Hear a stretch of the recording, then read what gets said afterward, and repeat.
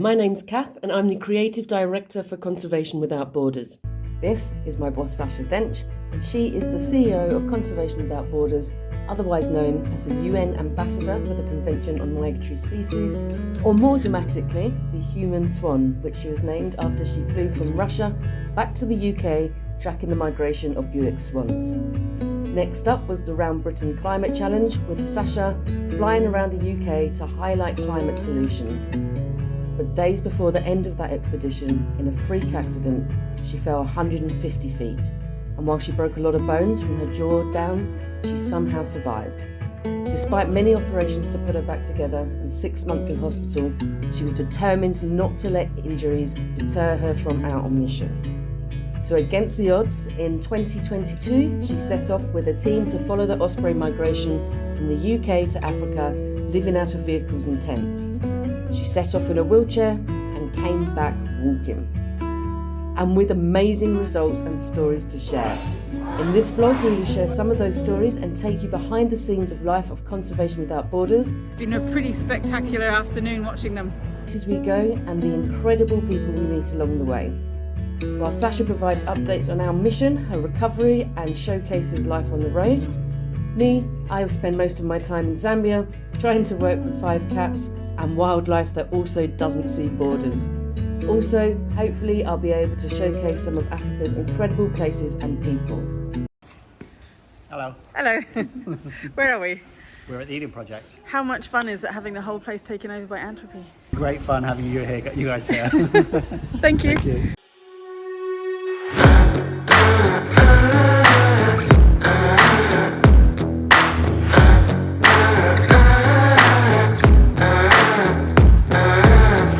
So we're having many interesting conversations at Entropy, and one of them was meeting a lady whose focus is pants. Pants, exactly. I'm all about the pants, the knicker lady.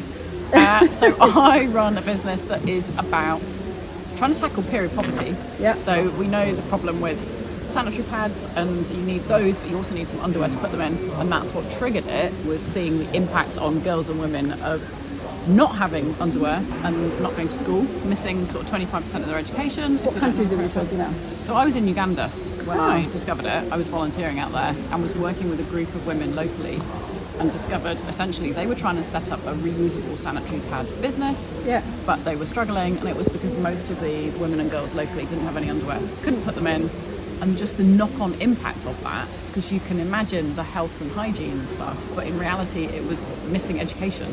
So when they had their periods, they would miss a week of school each month just because of a pair of pants. Gosh. So just We're struck talking about me pants, you're as welcome.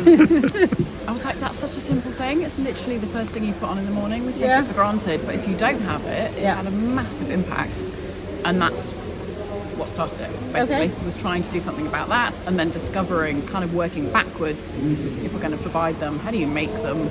Discovered all the problems of conventional cotton farming, pollution, pesticides, and the fashion industry is just notoriously bad at every level. And so has this become a business, a charity? It's a business, so we're a B Corp. So we're a business about the profits so that we can have the impact that we want to, but it all goes back in. So we're a social enterprise, and we work with different charity partners to provide the underwear to people that need it in the UK and internationally as well.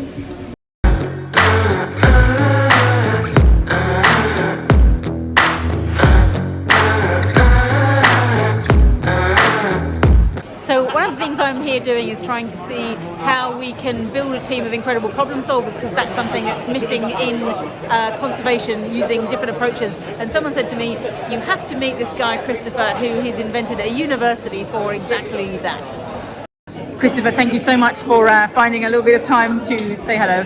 Can you summarize what it is that your university does? So we are a new regulated university in the UK who actually hand out degrees in problem solving. The real name is that you get a Bachelor of Arts and Science in interdisciplinary problems and methods. And what that actually means is that you work through complex problems that matters to society, climate change, inequalities, how do we live in urban areas without killing each other, etc., etc. And that's what the students study. If you do a bachelor degree, it's 3 years. If you do a master's degree, it's 1 year. It's amazing. And what was the moment? What made you have this epiphany that the world needed a university for problem solving? When my son was applying for university, we were looking through the courses and noticed that there's the same courses that I studied when I went to uni. And also, you only have to choose one subject. Most courses is one subject, and you kind of have to love chemistry or you have to love biology or whatever. And most people then never work in biology or chemistry. They go into banking or something else.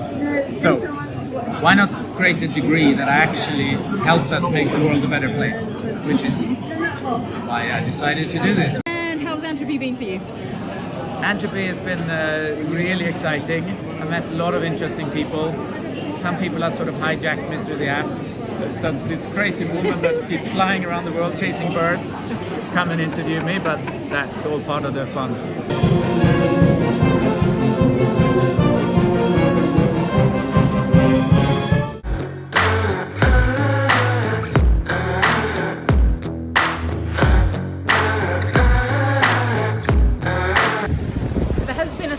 Change of plan in that just as we were getting into the vehicle about to disembark on our way to the chateau, staff came around and knocked on the door and said, we're really sorry, but it is so rough outside that we can't actually get into the port at all, so we're going to have to kill some time and hope that the seas calm down a bit. But on the positive side, what that does mean is that we've been able to sit up here on deck at sunrise, which has been stunning, and watch the rolling waves. It's really quite epic. I'm hoping it'll be obvious on camera, but yeah, for now we have got a bit of a picnic breakfast have on deck, and hopefully we'll still get to the retreat, to the chateau in time for dinner and to meet all the others. How's that? A cup of coffee and a rainbow. Fantastic way to start a day. I've just been told there's going to be even more waiting. We are looking for a weather window to try and get through that mega storm behind us. But I was just thinking it is probably not a bad thing after several days of a conference, Anthropy, where there's humans talking about our ideas, to have nature with a storm like this put us in our place and just remind us who's really the boss. So after a couple of very hectic weeks, I have found myself back at the Chateau de Saint-Germain-des-Prés with Stephen and Sarah. Some of you may recognise it from a stop we did at the very end of the Flight of the Osprey expedition. And now I'm back. They've offered me a couple of weeks here in the chateau, looked after at a writing retreat, but also nestled amongst nature. Absolutely fantastic space, lots of places all around the chateau and the grounds where you can take time out, be on your own, be in company, talk about your work, or just write.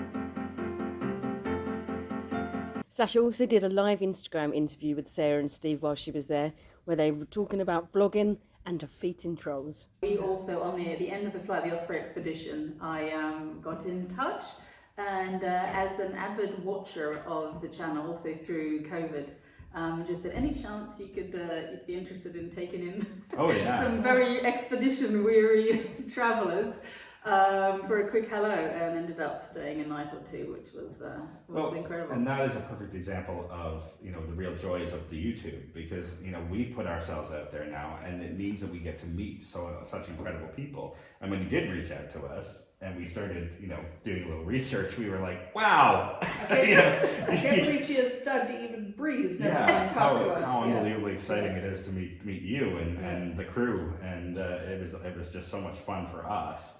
And that's the real joy of having a property like this, is we get to meet all these amazing people and spend some time with them, and the YouTube allows us to just make that community bigger and draw more people to the experience of working at the chateau or living at the chateau. So you do really feel like you nested in nature, and that has been really inspiring for me. Yeah. It also is just provides a really nice feeling for being here. To what extent is that an inspiration for the other creatives that come here, and obviously You don't call yourself an artist, or do you? Although your art is all over the walls and it is incredible. Yeah.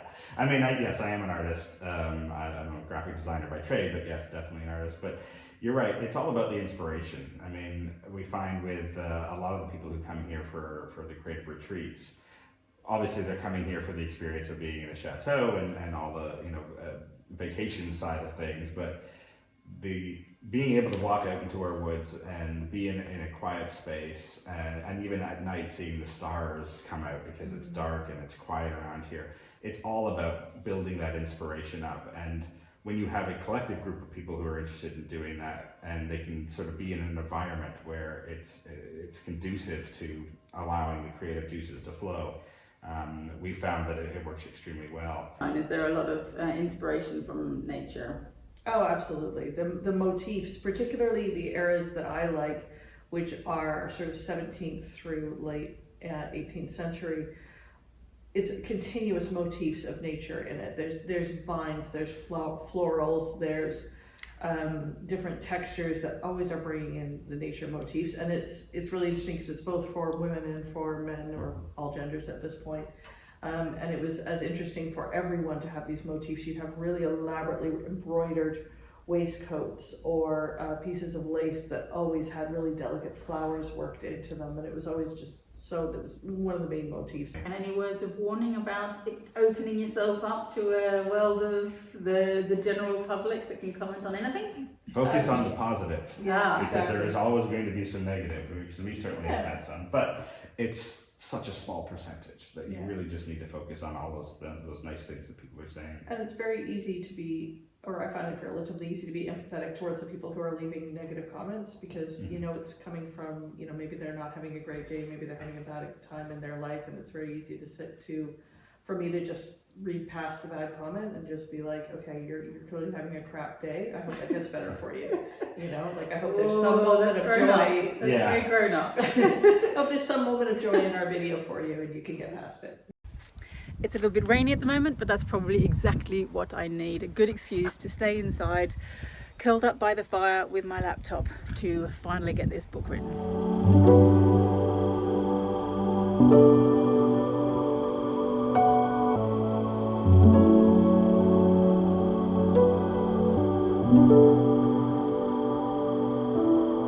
So that's it, the end of an incredible writing retreat. I've had a chance to speak to other writers, talk about my work, write in different spaces. There's something very powerful about having a chance to get completely out of your ordinary world, the ordinary ties, the ordinary obligations, and even just get away from everything that's normal, particularly when you're trying to put yourself back in a headspace, which for me was the Russian Arctic, trying to recreate that. I have had time to go out and cycle when I needed to clear my head, and find different places to write. And it's also been incredible being surrounded by nature, which we are here. There's been wild boar and other animals, but also the artwork within the chateau. I mean, you can see Steve's stuff is amazing. He's really creative. Haven't finished the book, made good headway. Please, if any of you have tips on how to stick to it, if any of you are writers and have tips on sticking to deadlines when it is very easy, particularly on a long expedition that I'm trying to put down onto paper, that there are so many people, experiences, stories to tell, that knowing which one to go to next, what to include and what not to include, is pretty tough, because there were so many amazing people, so many amazing experiences. So if any of you have any tips for how you got there, if you've written a book, they would be much appreciated. Also, any words of encouragement. Here in Zambia, I was offering Sacha support and holding the fort, all while contending with heat waves, storms and an invasion. While you can see it is a beautiful day here, we have finally got the rains. And the rains are very much welcome after we've been struggling in more than 40 degrees Celsius heat. However, while it brings fresh life to the country, it also brings flying ants. This is my kitchen the next day.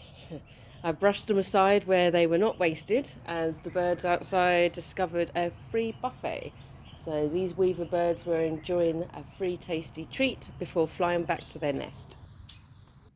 And talking of flying, in our next vlog we'll be detailing when Sacha went over to France and met up with a good friend to discuss how she can get back in the air following her latest operation. You don't want to miss this one, so make sure that you like and subscribe.